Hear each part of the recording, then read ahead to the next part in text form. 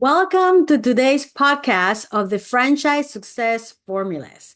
In today's podcast, we're going to talk about the difference between the brand operations manual and a management manual. But before we get started, if you enjoy our podcast and all of the shows that we bring to you every week, go ahead and subscribe to our channel and give us a thumbs up and let us know what you think. We love to hear from our listeners and all of our subscribers to hear about what you take away from the message that we share with you here every single week. So with that being said, let's go ahead and get started with today's show on the difference between the brand operations manual and the management manual. There is a lot of times confusion between both, and more often than not, franchisees have one but not the other, and both of them are critical for franchisee success. So first, let's talk about what is the franchise operations manual. So this manual is the step-by-step guide that the franchisor has developed to give franchisees the guide that they need on how to duplicate the brand. This operations manual has very critical elements that it should contain so that the franchisees have the tools they need to be able to train their managers and their team members appropriately. The first element that the operations manual should have is a little bit of the history of the brand, where it came from, who the founders are, and what it took to make it what it is today. Along with the history, it should be included the charter of that brand. What is the mission, the vision, and the values of the brand? Because this is how the franchisor communicates to the franchisee what is the culture that you want to build in the franchisees that are across states, across countries, and across the world. The next sections of the operations manual should include the product or the service that the brand is selling to consumers. In these sections, you should also include the step-by-step instructions on how to produce those products or deliver those services to the customers so that the franchisee is able to duplicate them exactly the way that the franchisor has proven to be successful. This would include detailed step-by-step on how to deliver this product or service, how to lay out the stations in which this product is being delivered, and what is the quality that should be maintained so that the product or service is consistent of a high quality every single time that is delivered. The next sections of these operations manual from the brand is the service processes, how to deliver the service or the product to the customer. So one thing is how to build the product. For example, if you are a food service restaurant and you are doing sandwiches, the product section will tell you how to create the sandwich, right? What are the ingredients? What are the portions?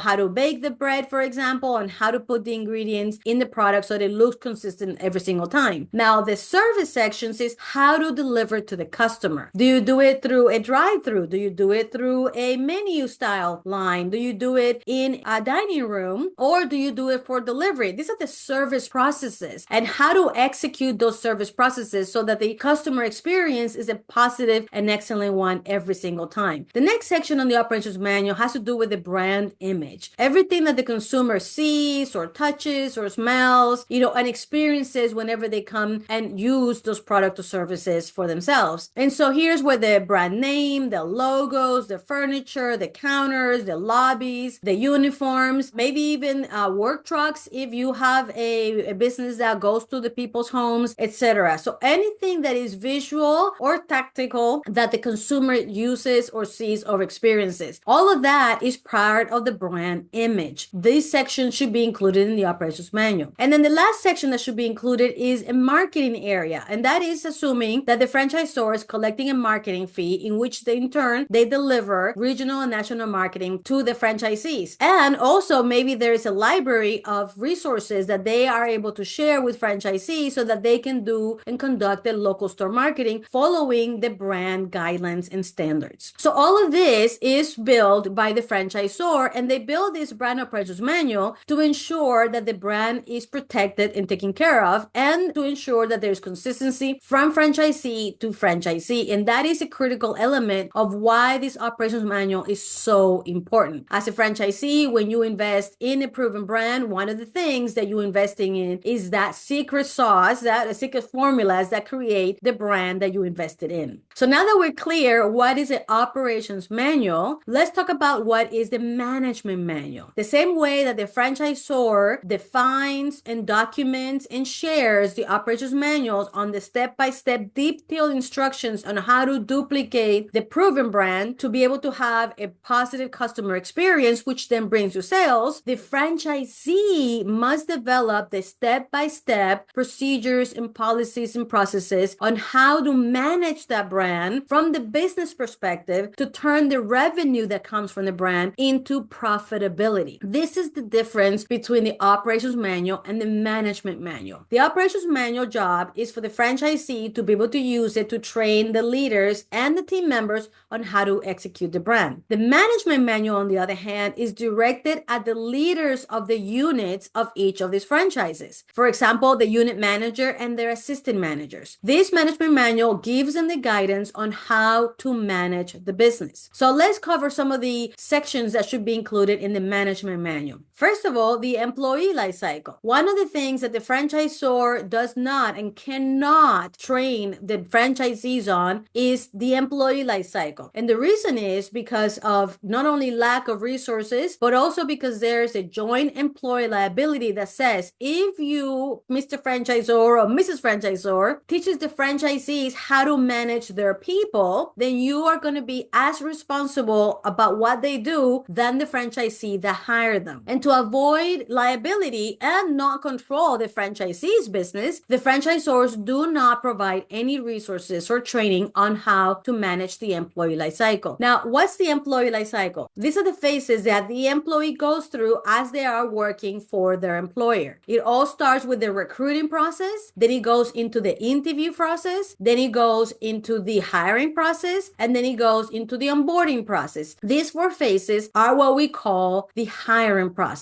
And then the next 4 phases are what we call the retention process, which is the training process, the motivating process, the disciplinary process, and then the termination process. As you can see, it's all about the employee life cycle. Each and every one of these phases have processes, procedures, policies that as a franchisee and business owner, you must determine, because this is what you're going to have your managers do and follow when it comes to your employees. Because if you don't provide that guidance, that means that you are going to have to do it for every single employee in every one of your units. And if you want to grow into a multi-unit organization, this would be impossible. So you must define, document, train, and delegate this to your managers so that they can be you for your employees. Another sections that should be included in the management manual is the cost control sections. Depending on what industry you're in, there's certain controllable costs that your unit managers and leaders need to know how to do. So for example, how do you control labor costs? How do you do a schedule? How do you project sales so that you can do a proper schedule? What are the policies that you want them to follow when building a schedule, right? Do you do pay breaks or non-pay breaks? And when do they need to have a pay break? So et cetera, et cetera. All of these are the policies and procedures that you need to provide your managers so that they know what is expected of them on controlling labor costs. Another big cost that you may have, depending on the industry, is cost of goods, food cost, or maybe product cost that you sell. What are the procedures that you expect them to follow to be able to have the most efficient cost of goods? And for them to be able to manage it the way that you want them to manage it, you need to provide them with a manual that tells them how to do it. A lot of the times, franchisees hire managers that maybe have prior experience and assume that they've been trained on that job. However, if you have not trained them, what makes you think that other franchisees have trained them? And if they have, how do you know that they have been trained in the right way? And so here it is why you as a franchisee should build a management manual that gives them a very clear step-by-step guidance on how to control controllable costs. Another section that you should have in the management manual is security procedures. What happens if there's a robbery? What happens if there's a slip and fall? What happens if somebody gets hurt? Like, what are the procedures that they should follow whenever something like that happens? If there's a security, an accident or incident concern, what should the leaders of the unit should do when those happen? If you are a multi-unit franchise franchisee, you're not going to be in every restaurant all the time. And so your leaders need to know what to do in case of emergencies. If you don't put it in a management manual, how do they know? How do they remember? What do they refer to? Or should they just guess? As you can see, this could be a very dangerous thing if you don't have that guidance. Another area that you should cover in the management manual is the local store marketing activities. It is true that your brand, the franchisor, in their ops manual will share with you what are the expectations in terms of marketing. But a lot of the marketing they're going to refer to is the execution of the regional and national marketing that they provide with your franchise fees. However, when it comes to local store marketing, it is up to you, Mr. Franchisee or Mrs. Franchisee, to provide the guidance to your team members on how to execute local store marketing in your communities around your business. Providing guidance on what that should look like, how to build a marketing plan, what kind of activities can they do or should they do, and how often they should do it, and should they execute it, and how do they know if it was a positive outcome or a negative outcome. Basically, the step-by-step guidelines on how to do local store marketing, how to follow up, and how to continue to do it and make it better and better every time. So as you can see, the management manual is a critical element of a successful franchisee. If you want to be able to delegate operations to your leaders, you need to be able to define, document, train, and delegate to them what it is that you want them to do. And that's how they are able to meet your expectations when it comes to managing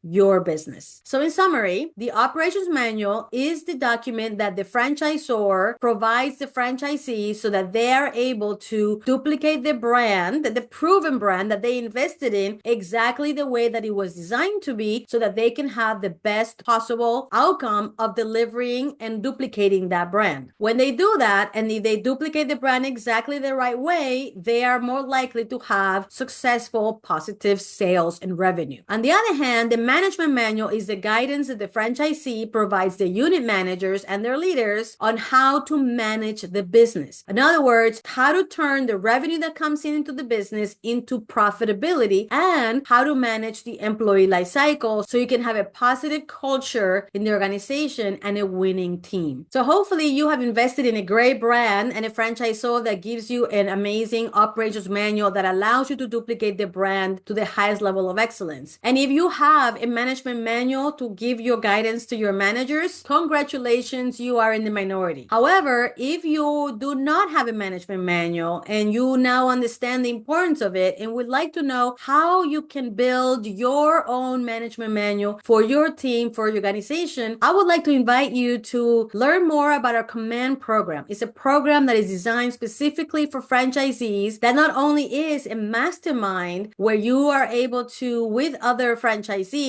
learn how to define and document your business systems, but also we help co-create the management manual for your organization so that you are able to grow your business, grow your multi-unit enterprise, and provide your unit leaders the tools that they need to succeed in their unit, which is the operations manual for the brand and the management manual for the profit. So with that being said, don't forget to subscribe to our channel, give us a thumbs up, and give us some comments about what do you think about the difference between the ops manual and the management manual, and any tips that you may have to make the management manual the best possible. Thank you, and we'll see you in the next one.